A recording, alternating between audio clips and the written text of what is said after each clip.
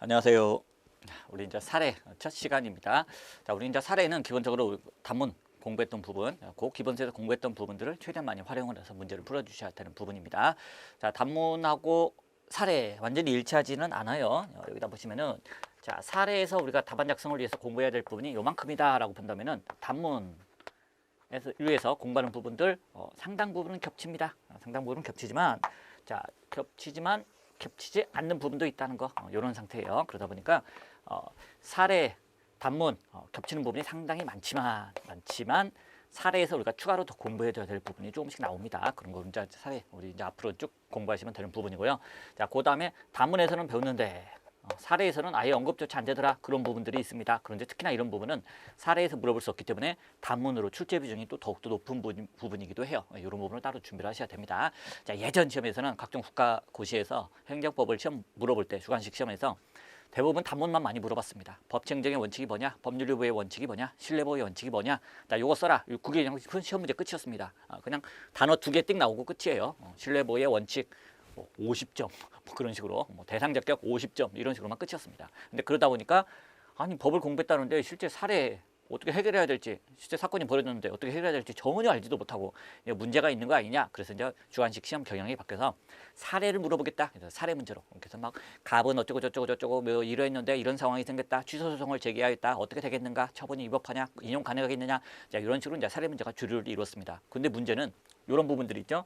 자, 사례에서는 공부를 해야 되는데 단문을 시험 안 보다 보니까 이런 부분들은 이제 공부를 안 하는 겁니다. 근데 이런 부분들 중에 자, 법에서 기본적으로 알아야 될 내용들이 또 들어있어요. 그런데 그 기본적인 내용을 공부를 아예 안 하고 사례에 필요한 것만 공부하더라. 야, 이것도 문제가 있는 거 아니냐. 그러다 보니까 이제 지금처럼 사례 50점 내고 나머지 단문도 50점 내겠다. 이런 식으로 이제 경향이 어느 정도 굳어졌습니다. 물론 이제 요즘 구시 이제 사법시험이나 뭐 변호사 시험이나 등등등에서는 그것도 이제 조금씩 바뀌어가지고 요 단문 부분은 최소화시키고 단문도 거의 사례와 준사례형으로 바꾸면서 사례 문제가 이제 거의 대부분을 차지하고 있습니다. 하지만 우리 아직 경찰행정법 부분에서는 예전처럼 반반으로 나누고 있어요. 그래서 사례 50점, 단문 50점으로 나오고 있습니다. 자, 어쨌든 단문도 공부를 하셔야 되지만 단문에서 공부한 걸 최대한 우리가 사례에서 활용하는 거. 그런 걸 이제 이번 시간에 보고 추가로 몇 개도 더 공부한다 이렇게 접근하시면 되겠고요.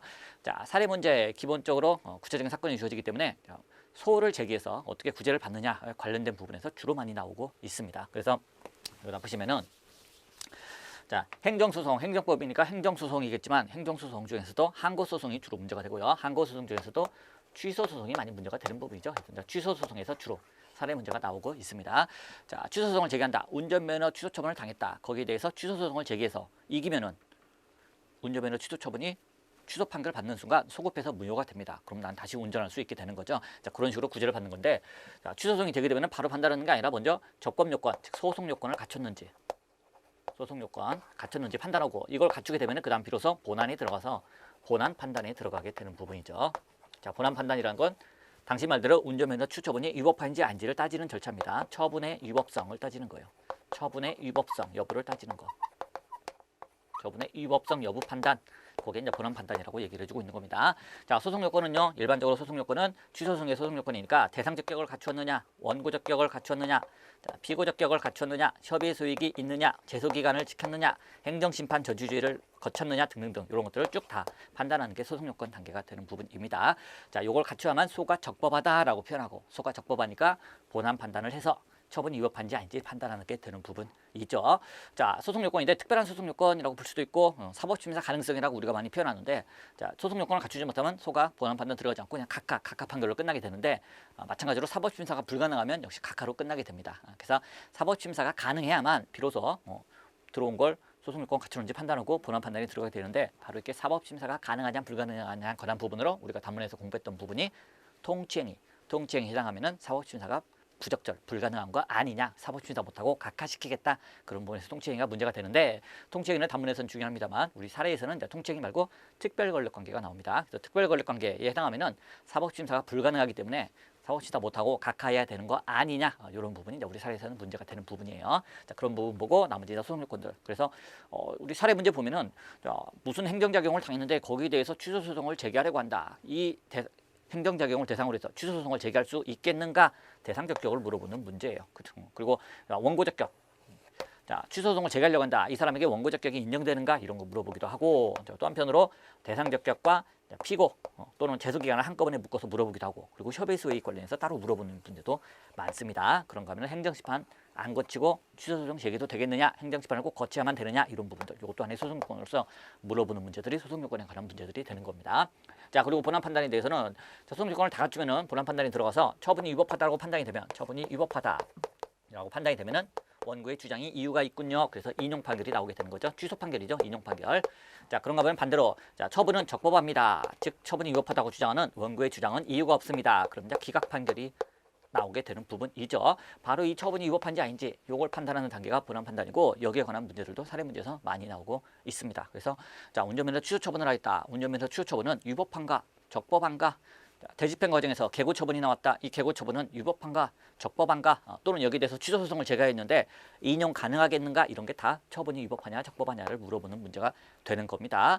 자, 이거 뭐 법정적인 원칙에 따라서 법률의 근거가 있어야 되고, 법률의 근거가 없으면 위법한 처분이 되는 거고요. 근데 법률의 근거가 없어서 위법하게 되는 경우는 거의 시험 문제에 나오지 않고, 자, 법률 우위의 원칙에 따라서 법률에 위반되면 안 되는데 법률에 위반돼서 위법하게 되는 경우가 대부분이고요. 근데 법에서 뭐뭐 하라 했는데 안 했다든지, 뭐뭐 하지 마 했는데 그걸 했다든지, 그런 행정정은 사실 거의 없어요. 그렇기 때문에 법에서 뭐뭐 할 수 있다 이렇게 이제 재량으로 돼 있을 때, 그때 뭐뭐 할 수 있다고 돼 있으니까 내가 운전면허를 취소할 수도 있고 안 할 수도 있는데, 취소했다, 이거 내 재량 아니냐, 뭐가 문제냐, 재량의 일탈 남용이 있으면 위법해서 안 됩니다. 그래서 주로 이제 처분의 위법성 부분에서는 재량의 일탈 남용 여부, 재량의 일탈 남용으로서 위법하게 되는지, 이런 부분에서 이제 많이 나오게 되는 부분입니다. 경찰권 발동도 마찬가지예요. 경찰권 발동, 대부분의 경찰관 직무집행법을 비롯해서 관련 법에서는 재량으로 규정하고 있습니다. 경찰권을 발동할 수 있다, 필요한 조치를 할 수 있다, 방지 조치를 할 수 있다, 뭔가 제재할 수 있다, 뭐 등등등 다 이렇게 뭐뭐 할 수 있다라고 되어 있어요. 자, 그렇기 때문에 재량인데 역시 재량의 한계를 지켜야 되는 부분이죠. 특히나 경찰행정에 있어서는 경찰법에 경찰행정에 있어서 이제 별도로 경찰 소국의 원칙, 경찰 공공의 원칙 등 별도의 이제 경찰권 한계의 원리가 있고, 그런 것들을 다 우리가 답안에 써주면 되는 부분입니다. 그래서 사례 문제에서 어떤 처분이 있었다, 위법한가 등등등, 재량의 주로 일탈남용, 재량의 일탈남용은 주로 뭘로 판단하느냐, 행정법상 일반 원칙으로 판단하게 되는 부분입니다. 신뢰보호의 원칙에 반하느냐, 부당결국 운전칙에 반하느냐, 평등의 원칙에 반하느냐 등등. 특히 제일 중요한 게 이제 제일 많이 나오는 게 비례 원칙에 반하느냐 등등등, 이런 걸 쭉 다 판단해야 되고, 이런 것들이 다 행정기본법에 명문화가 되어 있는 부분이죠. 이런 걸 가지고 우리가 처분이 위법하냐 적법하냐 따지시면 되는 겁니다. 자, 이런 게 하나씩 하나씩 다 사례 문제로 만들어지는데, 그런 걸 우리가 사례를 쭉 한 바퀴 돌고 나면은, 아하, 이 중에서 이걸 물어보는 문제였구나, 이 중에서 이걸 물어보는 문제였구나, 이 부분에서 이거 물어보는 문제구나, 비례 원칙 위반이라서 위법하다는 거, 그걸 써주면 되겠구나라는 걸 우리가 찾아내시면 되는 부분입니다. 자, 사례 문제는 단문도 그렇지만은 처음에 봤을 때부터 바로 답을 쓸 수 있는 사람은 거의 없습니다. 보고 또 보고 반복을 하셔야 되는 부분이에요. 그죠? 문제가 뭐 딱 보자마자 나는 뭘 물어보는지 알겠는데 답안 쓰겠는데, 이런 사람은 존재하지 않아요. 존재하지 않고, 어느 정도 보고, 아하, 문제가 이런 식으로 나오면 이걸 써야 되는 거구나, 이제 계속 반복이 되어야 돼요. 그래서 어느 정도 반복이 되고 나면은 문제를 딱 보고, 무슨 내용을 내가 공부한 내용 중에 쓰면 되겠구나 라는 정도 수준에 오릅니다. 이걸로는 끝나면 또 안 되는 게, 우리 시험 시간이 매우 제한되어 있기 때문에 시험 시간 내에 그걸 다 쓰려면은 굉장히 빨라야 돼요. 딱 보는 순간 뭘 써야 되는지도 빨리 나와야 되고, 쓰는 것도 그렇게 생각 오래 걸리지 않고 바로바로 단문 쓰듯이 바로 써주셔야 돼요. 이거는 결국 공부가 어느 정도 사례 공부가 반복된 후에도 모의고사를 통해서 시간 내에 쓰는 연습을 또 한번 거치셔야 됩니다. 아무리 많이 알고 있어도 시간 내에 답안을 다 쓰지 못하면 점수를 얻을 수가 없거든요. 그래서 이제 우리가 크게 두 단계로 생각하시면 돼요. 첫 번째는 이 문제는 뭘 쓰면 된다라는 거, 내가 답을 해줄 수 있을 정도로 공부를 하겠다. 두 번째는 그걸 시간 내에 다 쓸 수 있게끔 시간 낭비하는 연습을 하겠다. 이런 이제 두 단계로 접근을 하시면 되겠습니다. 자, 그래서 우리 첫 번째 문제 먼저 보도록 할게요. 자, 문제가 나오면은 일단 쭉 문제 사안을 갖다 쭉 읽어보시는 것도 좋지만은, 일단 설문을 먼저 읽어보는 게 훨씬 더 시간을 절약하는 방법입니다. 먼저 설문을 먼저 보도록 할게요. 첫 번째 문제입니다.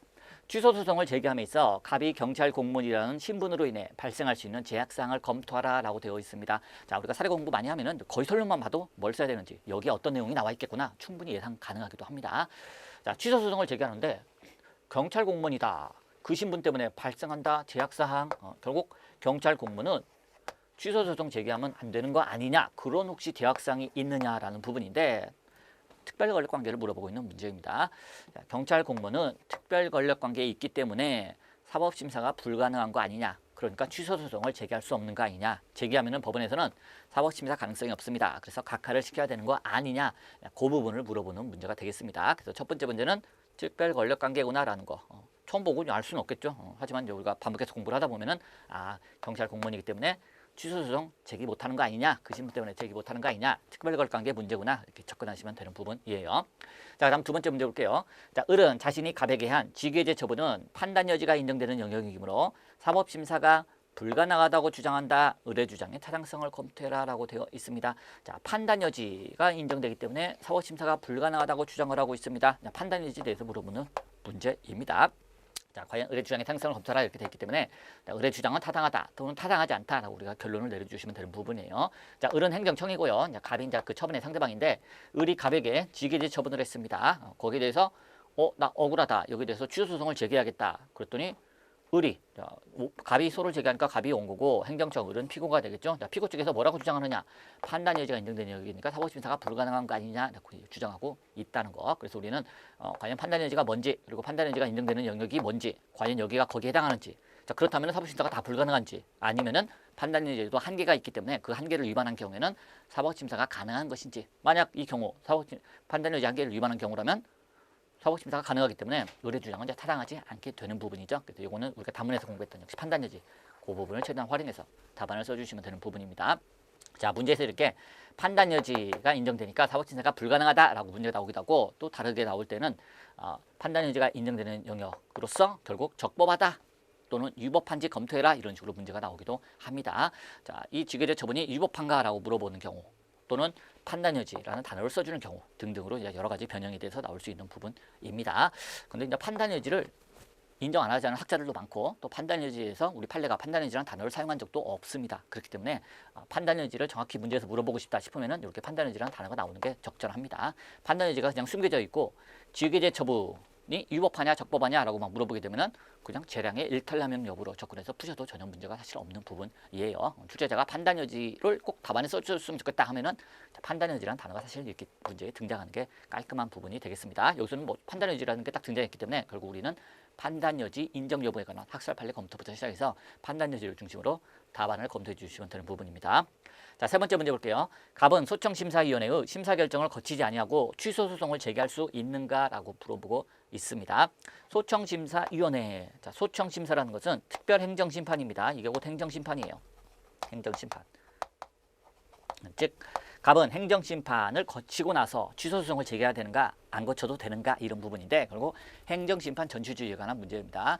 취소소송의 소송 요건 중에서 행정심판 전추주의도 하나의 소송 요건이죠. 그래서 원칙적으로 행정심판은 거쳐도 되고 안 거쳐도 되는 게 원칙입니다. 하지만 개별법에서 꼭 행정소송 제기 전에 행정심판을 거쳐야 된다라고 규정이 되어 있으면 그때는 반드시 거쳐야 되고 거치지 않게 되면 소송 요건 흠결로 각하가 되는 겁니다. 그래서 여기서도 행정심판을 거치지 않고 취소소송을 제기할 수 있느냐라고 물어보는 거는 결국 행정심판 전추주의가 필요적으로 되어 있느냐, 꼭 거쳐야 되는 거냐, 거치지 않아도 되는 거냐라는 부분을 물어보고 있는 부분이 되겠습니다. 소송 요건 중에서 하나, 행정심판 전추주의에서 물어볼 때 이렇게 물어보는 거예요. 또는 다르게 물어볼 때는 자, 갑은 소청심사위원회의 심사 결정을 거치지 않고 취소소송을 제기한다면 법원은 본안 판단을 할 수 있겠는가 이렇게 물어보기도 합니다.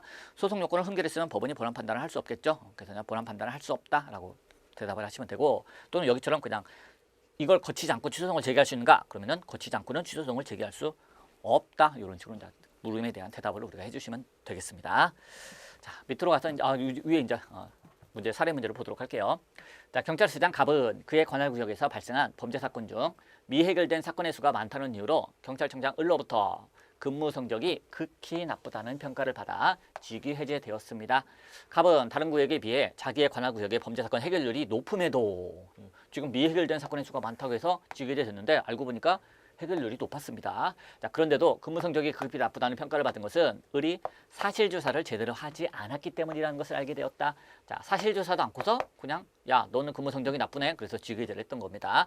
자, 이에 갑은 을의 직위해제 처분에 대해서 취소소송을 제기하려고 한다는 겁니다. 다시 문제 보시면 첫 번째 문제 취소소송 제기하는데 경찰 공무원이기 때문에 이 신분 때문에 혹시 못하는 거 아니냐 특별권력관계이기 때문에 사법심사 못하는 거 아니냐 그거 하나 써주시면 되고요. 결론은 사법심사 가능하다. 두 번째 을은 자신이 갑에게 한 직위해제 처분은 판단 여지가 인정되는 영역이므로 사법심사가 불가능하다고 주장한다. 을의 주장의 타당성을 검토해라. 판단 여지가 인정되는 영역은 맞지만 하지만 사실 조사를 제대로 하지도 않았기 때문에 또 근무 성적이 좋은데도 그죠? 해결률이 높은데도 나쁘다고 이런 엉터리 평가를 했죠. 이런 점에 있어서 결국 판단 여지 한계를 넘어섰다. 판단 여지 한계를 넘어섰기 때문에 그때는 사법심사가 가능하다. 따라서 의뢰 주장은 타당하지 않다라고 이렇게 결론을 써주시면 되는 부분이고요. 자, 세 번째, 가번 소청심사위원회의 심사 결정을 거치지 않냐고 취소 소송을 제기할 수 있는가? 이거는 우리가 참고점을 활용해 주시면 됩니다. 그래서 원칙적으로 소청심사라는 것, 행정심판이라는 것은 거쳐도 되고 안 거쳐도 되는 것이 원칙이지만 개별법에서 국가공무원법, 지방공무원법, 교육공무원법 등 개별법에서 소청심사 꼭 거쳐야 된다라고 돼 있으면은 그때는 거쳐야 되더라. 자, 그런데도 우리 행정소송법에서는 꼭 거치라고 되는데도 불구하고 거치라고 하는 것이 너무 부당하다. 안 거쳐도 되는 경우가 있다 싶은 때는 또 안 거치도록 예외를 하고 있습니다. 예외를 두고 있습니다. 그래서 그 예외에 해당하는지 해당하지 않는지까지 우리가 꼭 빠지지 말고 검토를 해주셔야 돼요. 그런데 그 예외 사항도 없기 때문에 결국 소청심사를 거쳐야만 된다. 거치지 않으면 취소소송을 제기할 수 없다라고 이제 우리가 답안을 작성해 주시면 되는 부분이 되겠습니다. 자, 참조 조문을 보도록 할게요. 자, 먼저 국가공무원법이죠. 자, 제16조 행정소송과의 관계라고 되어 있습니다.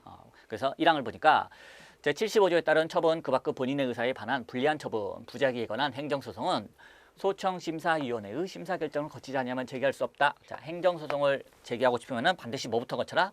소청심사부터 거쳐라라고 이렇게 되어 있는 부분입니다. 바로 이렇게 행정심판은 거쳐도 되고 안 거쳐도 되지만 어떤 때는 꼭 거쳐야 된다. 이렇게 개별법에 국가공무원법에 따로 행정소송하기 전에 꼭 소청심사 거쳐야 된다라고 되어 있으면 그때는 이게 꼭 거쳐야 되고 이것도 하나의 소송 요건이 돼서 안 거치면은 소관이 각하가 된다는 겁니다.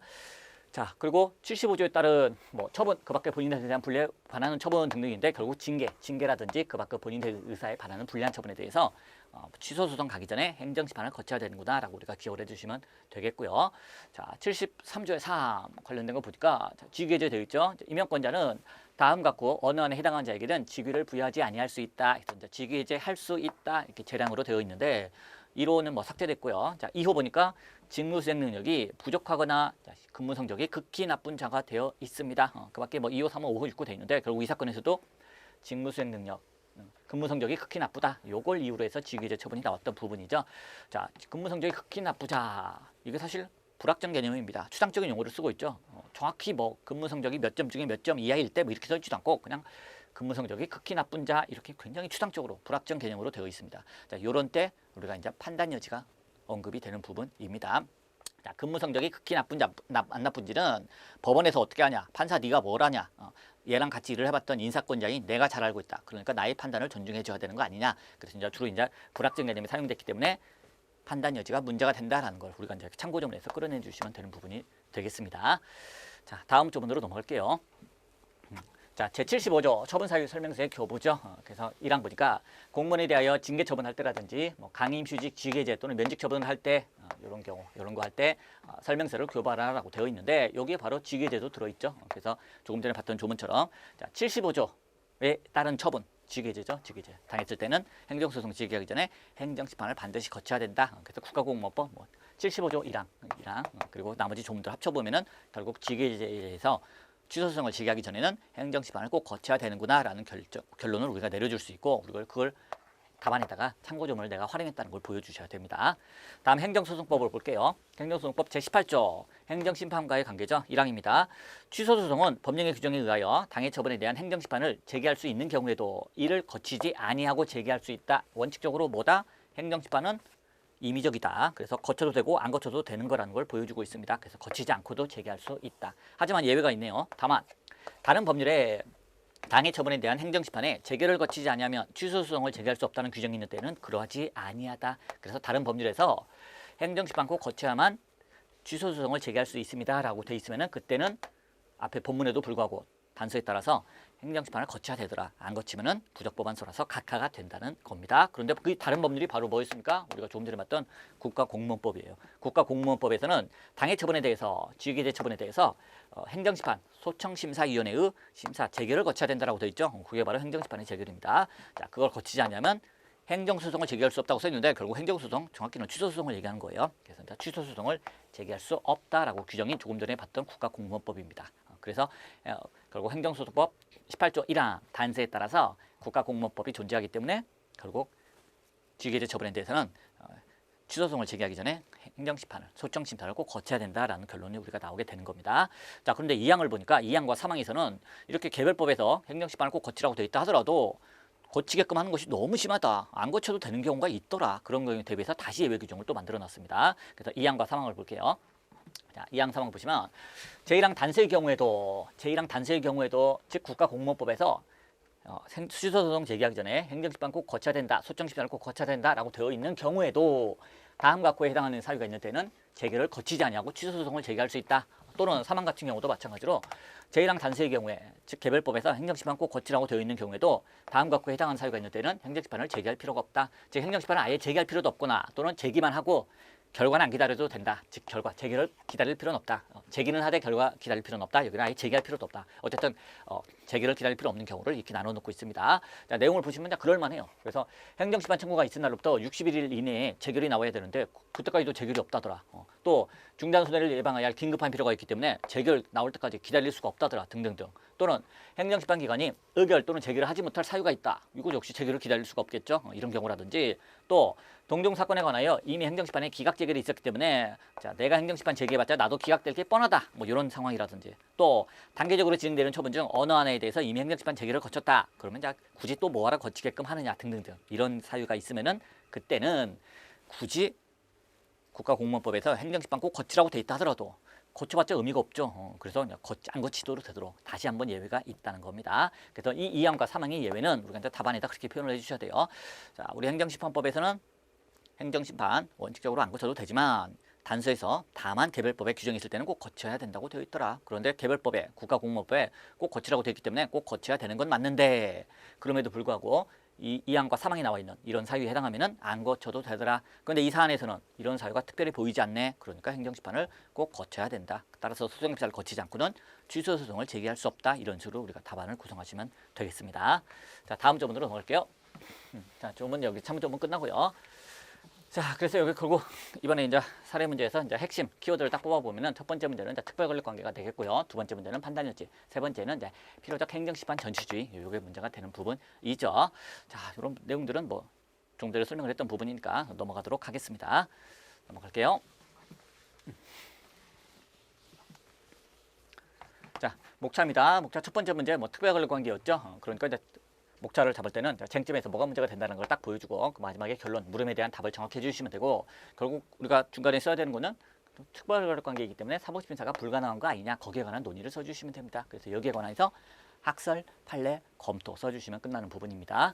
자, 두 번째 문제입니다. 판단 여지니까 사법심사 불가능한 거 아니냐라고 지금 인사권자가 주장하고 있어요. 그래서 먼저 판단 여지라는 걸 인정할 것이냐 말 것이냐라는 부분 학설, 판례, 검토를 써주시고요. 자, 우리는 일단 판단의지라는 단어가 문제에 등장했기 때문에 판단의지를 통해서 문제를 풀어준다라고 생각을 하시고 판단의지를 인정한다라는 결론을 하고 좋다. 판단의지가 인정되면은 어느 경우에 판단의지가 인정될 것이냐 그 범위에 관한 걸 간단히 언급해 주시고요. 자, 그 다음에 한계를 위반하면 판단의지는 더 이상 인정할 수 없다. 그 한계가 무엇인지 관련해서 언급을 해주시고요. 마지막으로 결론을 내리시면 됩니다. 그래서 판단의지 인정하겠다. 그리고 판단의지가 인정되는 범위는 이러이런 경우가 있더라. 이 사안은 그 인정 범위에 해당하니까 판단의지라는 건 인정이 된다. 하지만 한계도 있는데 이 사안은 그 한계를 넘어섰다. 따라서 판단의지 한계를 넘어섰기 때문에 사법심사가 가능하다고 봐야 된다라고 써주시면 됩니다. 문제에서 사법심사가 가능하냐 가능하지 않냐라고 물어봤기 때문에 우리가 결론을 사법심사가 가능하다 가능하지 않다라고 써주는 거고 문제에서 이 쥐계제 처분이 판단의지 한계를 넘어서서 위법하냐 적법하냐라고 물어보게 되면은 쥐계제 처분은 위법하다 적법하다 이런 식으로 질문에 따라서 답을 우리가 써주시면 되는 부분입니다. 세 번째 문제 목차를 볼게요.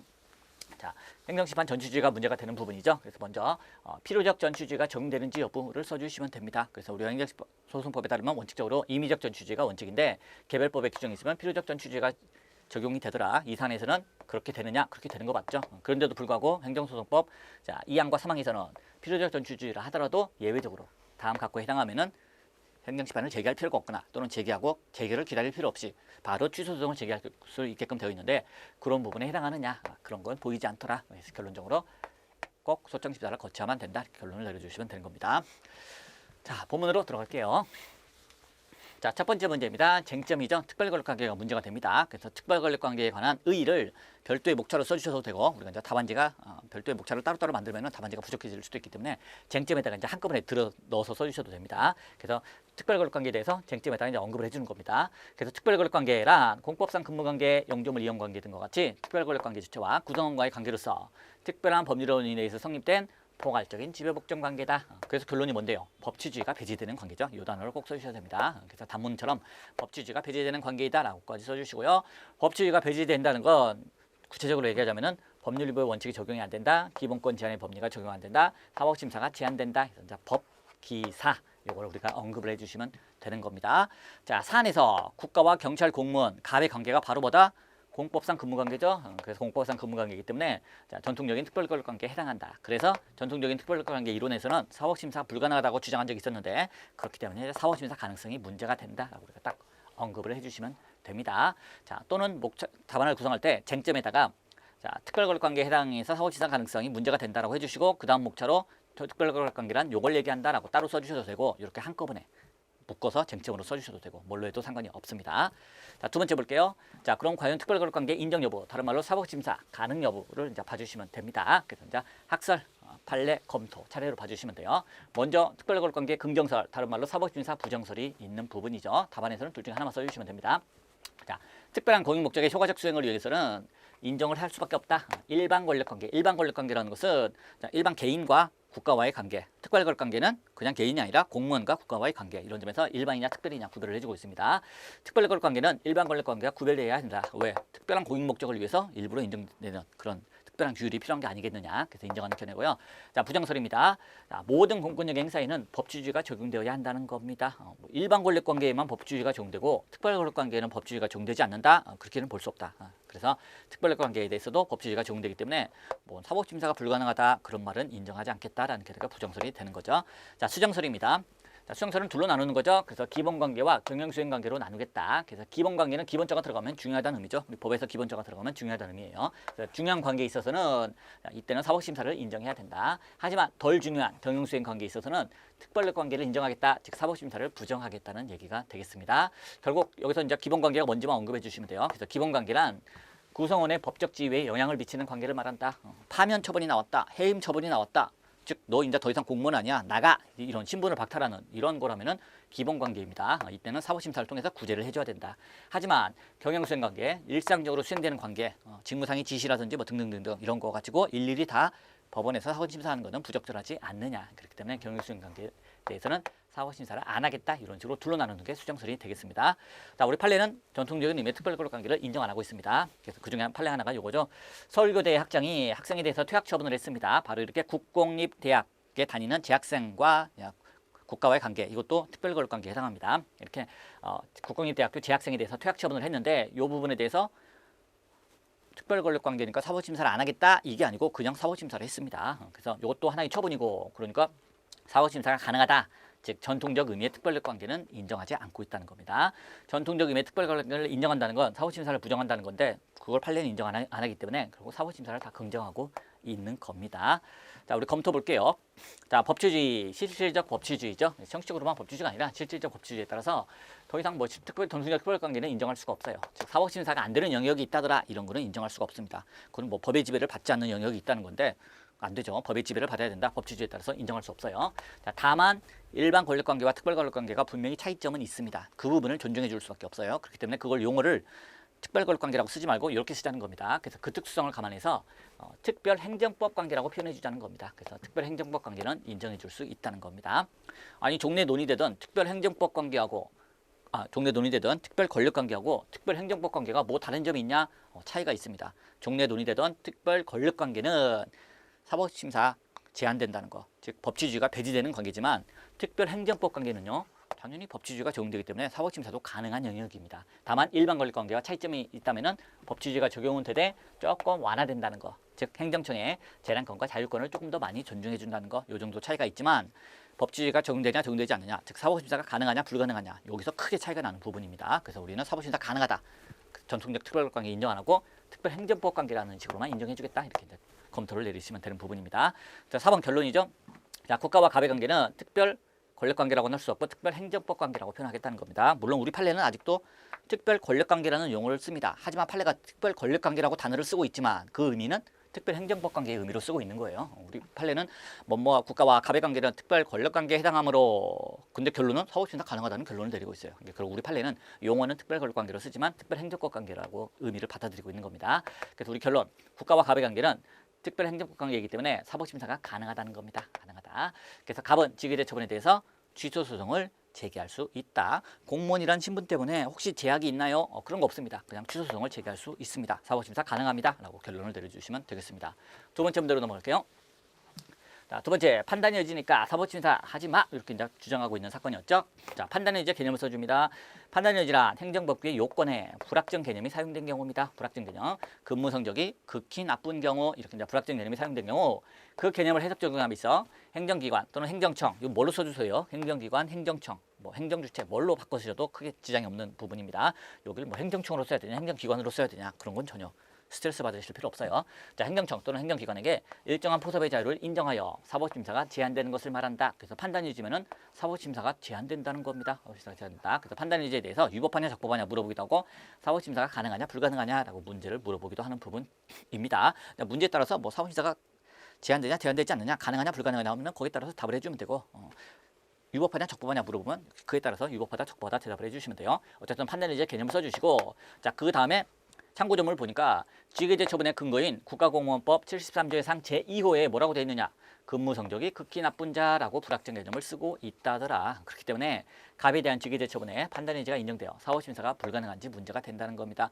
자, 문제에서는 뭐 갑에 대한 직위대 처분에 판단유지가 인정되기 때문에 사법심사는 불가능하다라고 을이 주장을 하고 있는데 우리가 답안에 써줄 때는 이렇게 참고점을 활용해 주는 거예요. 참고점을 보니까 이런 불확정 개념이 들어있네. 그래서 판단유지를 피고가 주장하고 있는 거구나 라는 거 우리가 보여주시면 됩니다.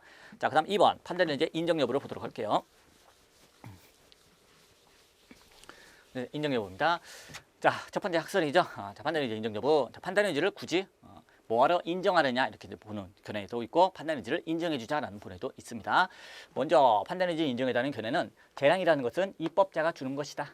즉 재량은 뭐뭐 할 수 있다. 1년 이내의 범위에서 영업을 정지시킬 수 있다. 자, 이거는 국회에서 법을 만들 때 그냥 3개월 영업정지라 또는 뭐 1년 영업정지라 등등 딱 만들었으면은 행정청이 재량이 전혀 없겠죠. 근데 일부러 행정청에게 구체적 사정에 따라 제대로 된 처분을 당신이 하시오라는 뜻에서 뭐뭐 할 수 있다. 1년 이내의 범위에서 할 수 있다라고 일부러 주는 거 아니겠느냐. 그래서 재량이라는 것은 국회 입법자가 만들어주는 거다라고 보고 있는 겁니다. 그런데 판단유지는요. 판단유지는 입법자가 만들어준 게 아니에요. 그냥 근무 성적이 극히 불량하면은 직위 해제할 수 있다.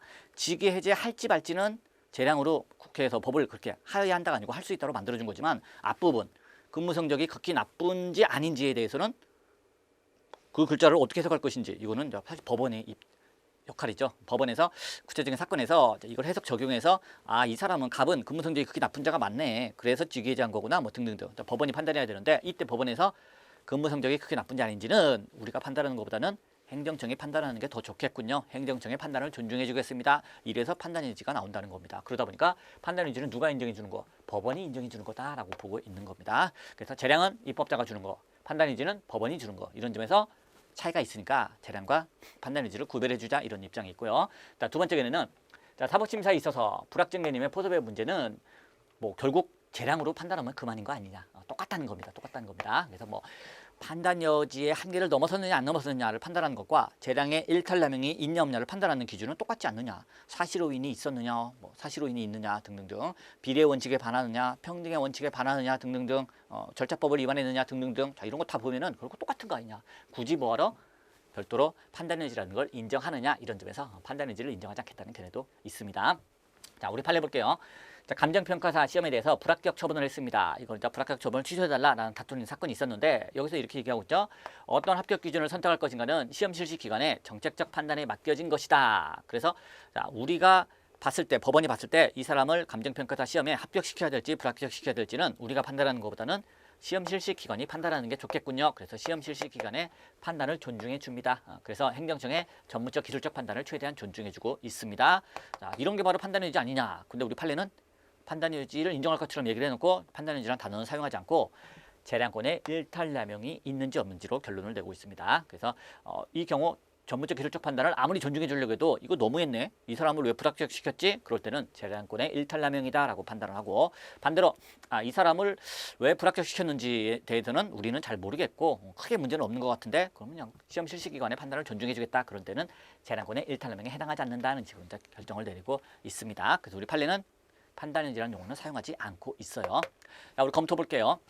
자, 판단의지라는 단어가 문제에 등장했기 때문에 우리 이제 검토에서도 판단 여지를 인정하는 것이 좋겠다 하는 식으로 이제 검토를 내려주시면 됩니다. 그래서 결국 재량과 구별되는 판단 의지를 인정하는 긍정설이 타당하다라고 결론을 내리시면 되는 겁니다. 거기다 이제 논거를 하나 붙여주시면 되죠. 그래서 법률 요건의 포섭 문제인 판단 여지와 법률 효과의 선택 문제인 재량은 구별되어야 하는 거 아니냐, 그런 점에서 재량과는 별도로 판단 여지를 인정해주자라고 이제 검토를 내리시면 되겠습니다. 자, 요건의 문제죠. 요건의 문제. 판단 의지라는 것은 근무 성적이 극히 나쁜지 아닌지, 뭐뭐 하면 뭐뭐 할 수 있다, 뭐뭐 하면 뭐뭐 할 수 있다. 요 부분 앞부분이 법률 요건이고 뒷부분이 법률 효과죠.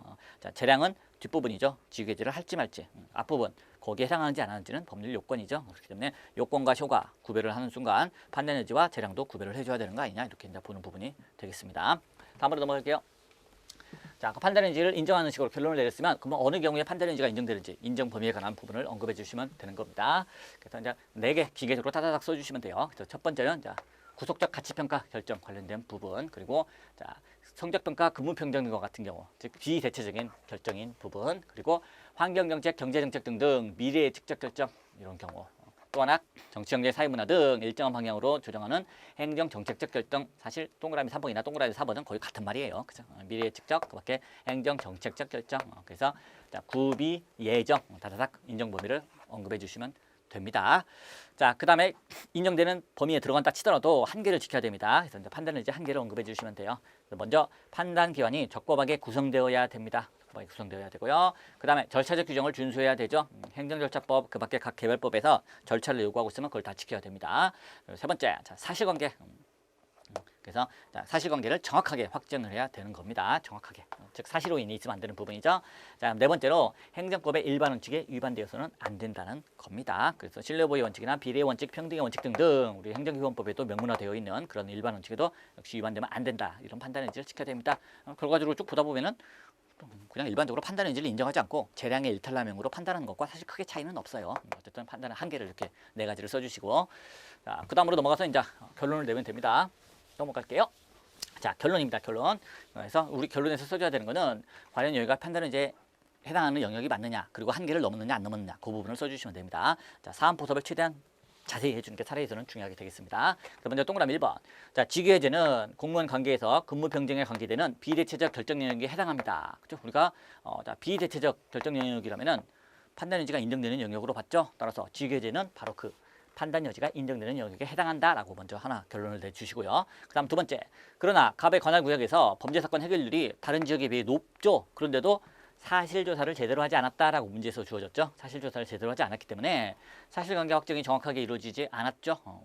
판단 여지의 한계 중에 하나가 사실관계를 정확하게 확정할 것, 그 부분이 있었죠. 그 부분 하나 위반했네요. 또 하나, 성과가 뛰어나죠. 단속률이 굉장히 높습니다. 근데 성과가 뛰어난 자를 성과가 낮은 자와 동일하게 취급해서 너도 근무 성적이 나쁜 사람이야, 나는 좋은데요, 너도 나쁜 사람이야, 이런 점은 결국 합리적 이유 없이 다른 사람을 같게 취급하고 있죠.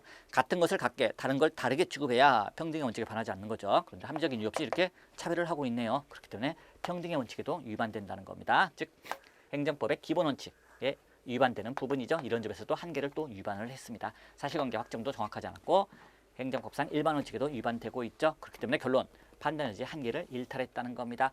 자, 판단 여지 한계가 일탈한다 그러면은 판단 여지이니까 사법심사 하지 마세요, 그런 말이 성립할 수가 없는 거죠. 그래서 결론이, 따라서 갑에 대한 직위해제 처분은 판단 여지 한계를 일탈했기 때문에 사법심사가 가능하다.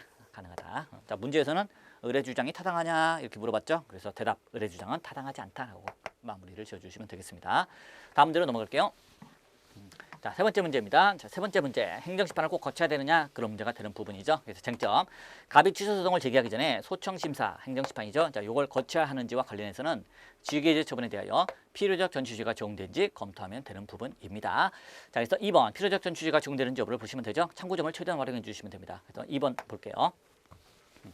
자, 동그라미 1번. 자, 행정소송법 18조 1항 본문에서는 임의적 행정심판 전취주의를 원칙으로 하고 있다. 이걸 보여주시면 돼요. 그리고 자, 하지만 단서에서는 예외를 규정하고 있죠. 그래서 다른 법률의 규정이 있다면 예외적으로 필요적 전취주의에 따르도록 하고 있다는 겁니다. 그래서 다른 법률의 규정이 있는지를 없는지를 역시 참고점을 활용해 봤더니 국가공보법 16조에서 75조에 따른 처분에 관해서는 소청심사위원회 꼭 결정을 거쳐야만 소송을 제기할 수 있다는 규정을 두고 있다는 겁니다. 그리고 75조에 따른 처분 참고점은 보니까 직위제 처분이 거기 하나에 속해 있었죠. 그래서 직위제 처분은 75조에 따른 처분이 맞다는 거 이렇게 참고점을 최대한 우리가 언급해 주시면 되는 겁니다. 16조, 75조 이런 식으로. 자, 그러다 보니까 직위제 처분은 필요적 전취주의가 적용되는 영역이죠. 그렇기 때문에 이를 다투기 위해서는 취소소송을 제기하기 위해서는 원칙적으로 소청심사를 거쳐야 된다. 자, 원칙적으로라고 쓴 거는 우리 행정소송법 18조 2항 3항이 있기 때문이죠. 예외가 있기 때문에 일단 여기서는 원칙적으로 거쳐야 된다라고 잠정적으로 결론을 내려주시고요. 자, 그다음 빠지지 말고 3번 목차를 써주셔야 됩니다. 그래서 필요적 전취주의가 적용되는 경우라 하더라도 그에 대한 예외가 또 있다는 거. 그래서 행정소송법 18조 2항과 3항 요걸 빠지지 말고 꼭 언급을 해주셔야 됩니다.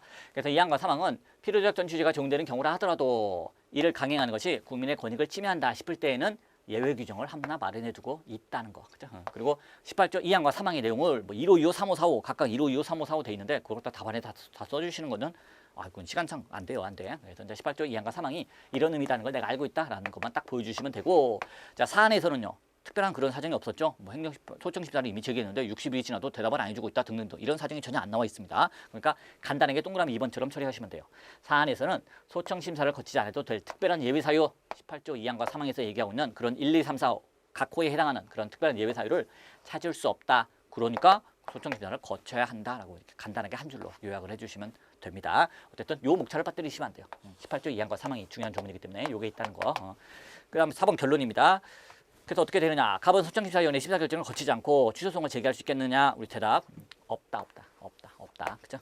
그래서 없다는 거. 자, 논리적 순서 조심해서 봐주셔야 됩니다. 임의적 전취가 원칙인데 다만 개별 법률에 규정이 있을 때는 꼭 거쳐야 되더라. 그런데 그럼에도 불구하고 안 거쳐도 되는 경우가 또 18조 2항과 3항에 규정되어 있더라. 자, 이 사안에서는 국가공무원법에서 소청심사를 꼭 거치라고 되어 있기 때문에 원칙적으로 거쳐야 될 것 같은데 18조 2항과 3항에 해당하는 사유가 있으면 안 거쳐도 되는데 그런 사유는 보이지 않네. 그러니까 꼭 거쳐야 된다. 거치지 않으면 안 된다. 이렇게 결론을 내려주시면 되겠습니다. 자, 그래서 이제 뒤에 관련된 기출로 직위의 처분의 유법성을 물어보는 문제를 볼게요. 자, 경찰 간부 시험 2021년도 문제가 되겠습니다. 자, 여기도 보니까 비슷한 사안이죠. 어른 A경찰서 경찰 공무원으로 단속 성과가 낮다며 지방경찰청이나 정으로부터 직무 수행 능력 부족을 이유로 직위 해제되었다는 겁니다. 자, 어른 다른 경찰서에 비해서 성과가 매우 뛰어납니다. 단속 성과가 뛰어난 겁니다. 그런데도 직위 처분을 받은 것은 자신이 속한 경찰청 내부 통신망에 인력 부족이다. 우리가 어떻게 임하는 걸 다 단속하느냐? 너무하는 거 아니냐? 이런 걸 거칠게 비판했기 때문에 좀 욕을 썼나 봐요. EXX 181818 네가 직접 단속해봐라 등등으로 좀 거칠게 했나 봅니다. 자, 그래서 거기에 따른 감정적 조치 때문에 내가 직위제를 받은 거 아니냐 이렇게 받아들이고 있습니다.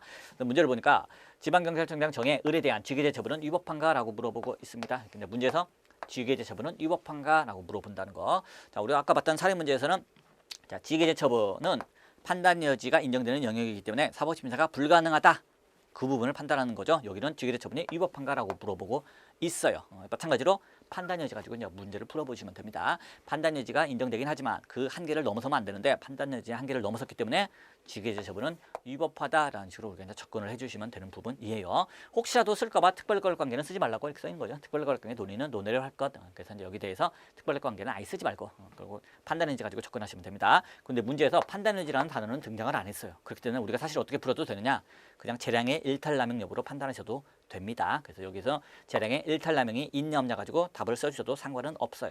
판단 여지라는 단어가 안 써있기 때문에 판단 여지, 그렇죠? 그렇기 때문에 또는 뭐 판단 여지에 대해서 판단 여지가 이런 건데 판단 여지에서 판례도 판단 여지를 인정하지 않고 있고 나도 판단 여지는 인정 않고 재량으로만 풀겠다 그렇게 하고서 그냥 풀어주셔도 되는 부분이기도 하고요. 그래서 판단 여지는 판례도 언급 안 하고 인정 안 하는 견해도 많기 때문에 판단 여지를 꼭 답안에 써달라 하면은 사실 판단 여지라는 단어가 적어도 여기서 등장은 해야 돼요. 문제에서. 근데 이제 그런 점이 없기 때문에 좀 아쉬운 문제입니다. 근데 이제 대부분 직위제가 나오면 거의 판단 여지 가지고 판단 여지를 써서 문제를 풀어주게끔 요구하는 경우가 많더라 정도 생각하시면 됩니다. 아주 그렇게 치밀하게 된 문제는 아니죠. 판단 여지를 안 썼다고 해서 재량의 일탈남용으로만 접근했다고 해서 잘못된 답안이냐? 전혀 아닙니다. 오히려 판례에 부합하는 답안이죠. 그렇습니다. 그렇기 때문에 판단 의지라는 단어가 안 나왔다는 점에서 문제가 좀 아쉽긴 해요. 근데 대부분 직위제면은 판단 의지 가지고 문제를 풀어준다라고 접근하시면 되겠습니다. 그래서 목차 보시면은 판단 의지 가지고 풀어줬습니다. 그래서 쟁점이죠.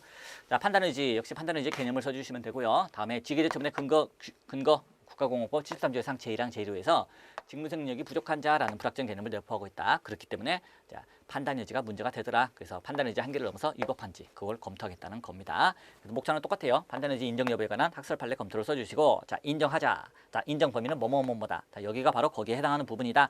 다음으로 판단의지 한계를 넘어서면 안 된다. 그런데 여기서는 결국 한계를 넘어섰다. 그래서 결론을 내리시면 됩니다. 마지막 결론 볼게요.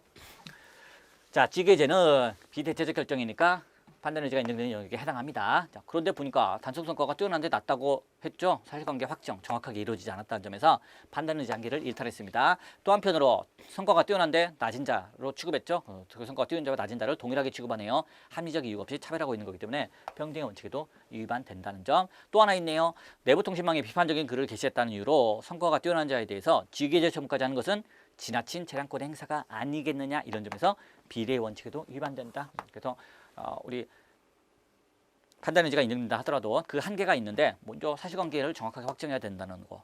또 하나 행정법상 일반 원칙에 위반되면 안 된다는 거. 근데 평등의 원칙에도 위반되고 비례의 원칙에도 위반되네요. 이런 점에서 결국 한계를 넘어섰습니다. 그렇게 되면은 위법하게 되는 거죠. 그래서 직위대 처분은 위법하다라고 해주시면 됩니다. 문제에서 사후심사가 가능하냐? 그럼 가능하다. 위법하냐? 그러면 위법하다. 질문에 따라서 이제 답을 해주시면 되는 부분이에요. 그래서 이제 판단의지 부분은 사법심사 가능 여부로 문제가 나오기도 하고 이렇게 그 처분이 위법하냐 적법하냐로 물어보기도 합니다. 내용은 똑같이 판단의지에 관한 목차를 써주시면 되겠습니다. 그 다음으로 이제 오늘 봤던 설문 문제 빠르게 한번 복습하는 쟁점을 주요 쟁점을 보도록 할게요. 자, 첫 번째 문제가 뭐죠? 첫 번째 문제가 취소송을 제기하기 전에 발생할 수 있는 제약사항을 검토해라고 되어 있죠. 경찰 공무원 신분으로 발생할 수 있는 제약사항을 검토해라. 이런 부분 나오면은 특별권력관계가 쟁점이라는 거 생각하시면 됩니다. 문제에서 아예 쉽게 그냥 특별권력관계에 해당하기 때문에 사법심사가 불가능하다고 피고는 주장한다. 이 주장이 타당한가라고 물어볼 수도 있지만 특별권력관계라는 단어를 숨기고 공무원이라는 신분 때문에 혹시 사법심사 못 받는 거 아닙니까? 이런 식으로 접근해서 이런 식으로 친분상 제약이 있나요? 물어보더라도 특별권력관계가 쟁점이다라는 거 우리가 찾아내서 써주시면 되는 겁니다. 그래서 특별권력관계 인정 여부에 관한 학설 판례 검토 딱 써주시면 끝나는 거고요.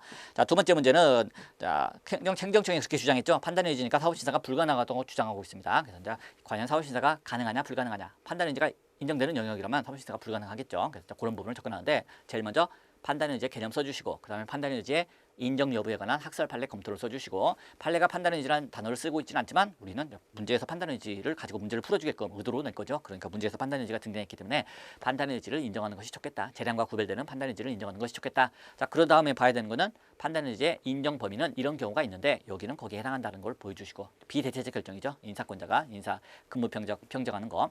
다음으로 그렇다 하더라도 한계를 넘으면 안 되는데 한계가 뭐뭐뭐가 있는데 바로 이 사안에서는 그 한계를 넘어섰더라. 그렇기 때문에 더 이상 판단의지라는 걸 인정할 수 없는 경우다. 그렇기 때문에 사법심사가 가능하다.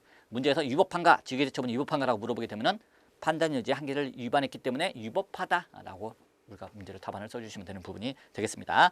자, 세 번째는 소청심사를 꼭 거쳐야 되느냐, 즉 행정심판 전추주제에 관한 문제였죠. 문제에서 취소송을 제기할 수 있는가, 행정심판 거치지 않고 제기할 수 있는가 이렇게 물어볼 수도 있지만은 소청심사를 거치지 않냐고 취소송을 제기하였다면 법원이 본안 판단을 할 수 있겠는가라고 물어봐도 똑같은 부분이에요. 이것도 하나의 소송 요건이기 때문에 거치지 않았으면 법원은 본안 판단을 할 수 없다, 각하해야 된다 이런 식으로 우리가 대답을 그에 맞춰서 해주시면 되겠습니다. 이상으로 저 시간 마치도록 하겠습니다. 수고 많으셨습니다.